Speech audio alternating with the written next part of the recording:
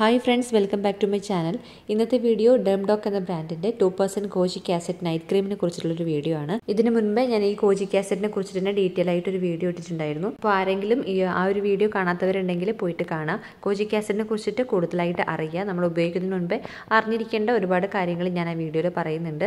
ആ വീഡിയോയിൽ കുറേ ഡൗട്ട്സ് വന്നിട്ടുണ്ടായിരുന്നു. അപ്പോൾ ഞാൻ പറയാൻ വിട്ടുപോയിട്ടുള്ള കാര്യങ്ങളൊക്കെയാണ് അത്. അപ്പോൾ അതും കൂടി ഞാൻ ഈ വീഡിയോയിൽ ഇൻക്ലൂഡ് ചെയ്യുന്നുണ്ട്. ഈ രണ്ട് വീഡിയോ കാണുമ്പോൾ തന്നെ ഏകദേശം നിങ്ങൾക്ക് എങ്ങനെയാണ് ഈ KOJIC ആസിഡ് ഉപയോഗിക്കേണ്ടത്, അതിൻ്റെ ശ്രദ്ധിക്കേണ്ട കാര്യങ്ങൾ എന്തൊക്കെയാണെന്നൊക്കെ മനസ്സിലാവും. എപ്പോഴും പറയുന്ന പോലെ തന്നെ ഞാൻ പറയുന്ന ഏതെങ്കിലും ഒരു കാര്യം നിങ്ങൾക്ക് ഹെൽപ്ഫുൾ ആവുകയാണെന്നുണ്ടെങ്കിൽ ചാനലൊന്ന് സബ്സ്ക്രൈബ് ചെയ്ത് സപ്പോർട്ട് ചെയ്യാൻ വേണ്ടിയിട്ട് മറക്കരുത്. ഈ ഒരു നൈറ്റ് ക്രീമിൽ ആക്റ്റീവ് ഇൻഗ്രീഡിയൻസ് ആയിട്ട് വരുന്നത് KOJIC ആസിഡും മെലാറ്റോണിനും ആണ്. 2% കോൺസെൻട്രേഷനിലാണ് ഈ KOJIC ആസിഡ് വരുന്നത്. അതുകൊണ്ട് തന്നെ ഇറിറ്റേഷനിലുള്ള ചാൻസ് വളരെ കുറവാണ്.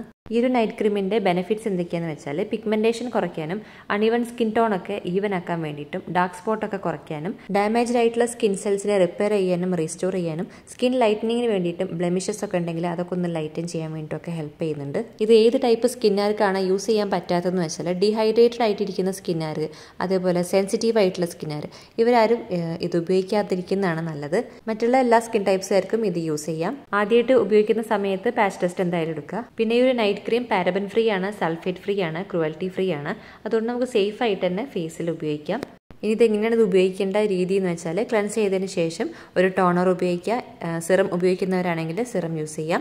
എന്നിട്ട് ഈ നൈറ്റ് ക്രീം യൂസ് ചെയ്യാം. ഇതിൻ്റെ ഇടയിൽ വേറൊരു മോയ്സ്ചറൈസറിൻ്റെ ആവശ്യമില്ല. ഇതിന് മുൻപ് വന്നിട്ടുള്ള ഒരു ഡൗട്ടാണത്, മോയ്സ്ചറൈസർ വേറെ യൂസ് ചെയ്യണോ എന്നുള്ളത്. ഈ ഒരു ക്രീം അത്യാവശ്യം നല്ല തിക്ക് ആൻഡ് ക്രീമിയാണ്. അപ്പോൾ അതുകൊണ്ട് പിന്നെ വേറൊരു മോയ്സ്ചറൈസറിൻ്റെ ആവശ്യമില്ല. അത്യാവശ്യം തന്നെ അത് നറിഷ് ചെയ്യുന്നുണ്ട്. സ്കിൻ കെയർ ചെയ്യുന്ന സമയത്ത് ഒട്ടും ഹെവി ആവാതെ ശ്രദ്ധിക്കുക. എപ്പോഴും ലൈറ്റായിട്ട് ചെയ്യുന്നതാണ് സ്കിന്നിന് എപ്പോഴും നല്ലത്. ഈ ഒരു നൈറ്റ് ക്രീമിലെ ബാക്കിയുള്ള ഇൻഗ്രീഡിയൻസിൻ്റെ ലിസ്റ്റ് ഞാനിവിടെ കൊടുക്കുന്നുണ്ട്.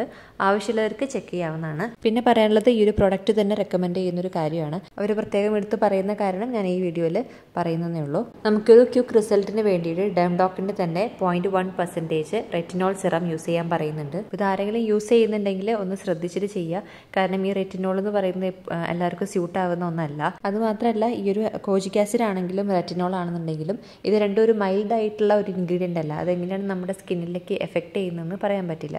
അപ്പോൾ ഇത് ചെയ്യുന്ന സമയത്ത് എന്തായാലും ഒന്ന് കെയർഫുൾ ആയിട്ട് ചെയ്യാം. ഞാൻ മുൻപത്തെ വീഡിയോയിൽ ചോദിച്ചിട്ടുള്ള കാര്യം ഈ ഒരു KOJIC ആസിഡിൻ്റെ കൂടെ ഉപയോഗിക്കാൻ പറ്റാത്ത എന്താണ് ഉള്ളതെന്ന്, എന്ത് ഇൻഗ്രീഡിയൻ്റ് ആണ് ഉപയോഗിക്കാൻ പറ്റാത്തതെന്ന്. അപ്പോൾ KOJIC ആസിഡിൻ്റെ കൂടെ മെയിനായിട്ട് അങ്ങനെ ഒരു കാര്യം പറയുന്നില്ല.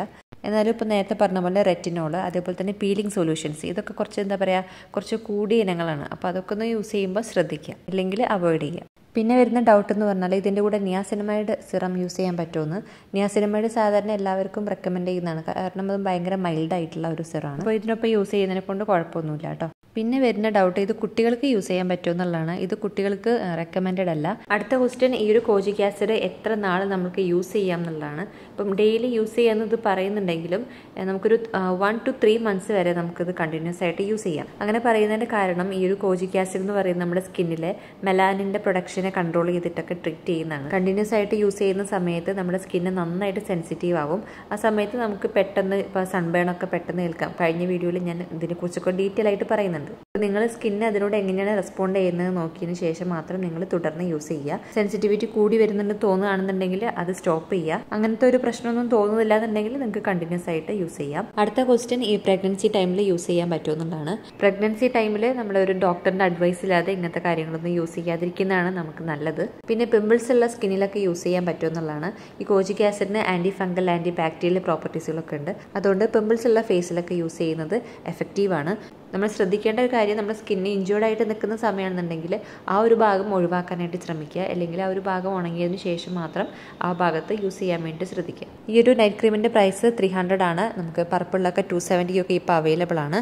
ലിങ്ക് ഞാൻ ഡിസ്ക്രിപ്ഷനിൽ കൊടുക്കുക, ആവശ്യമുള്ളവർക്ക് ചെക്ക് ചെയ്യാം. അപ്പോൾ ഈ ഒരു വീഡിയോ എല്ലാവർക്കും ഹെൽപ്ഫുൾ ആയെന്ന് വിചാരിക്കുന്നു. വീഡിയോ ഇഷ്ടമായെങ്കിൽ ലൈക്ക് ചെയ്യുക, ഷെയർ ചെയ്യുക, അതേപോലെ തന്നെ സബ്സ്ക്രൈബ് ചെയ്യാൻ വേണ്ടിയിട്ട് ഒരിക്കലും മറക്കരുത്. അപ്പോൾ വീഡിയോ മുഴുവനായിട്ട് കണ്ട എല്ലാവർക്കും താങ്ക് യു സോ മച്ച്.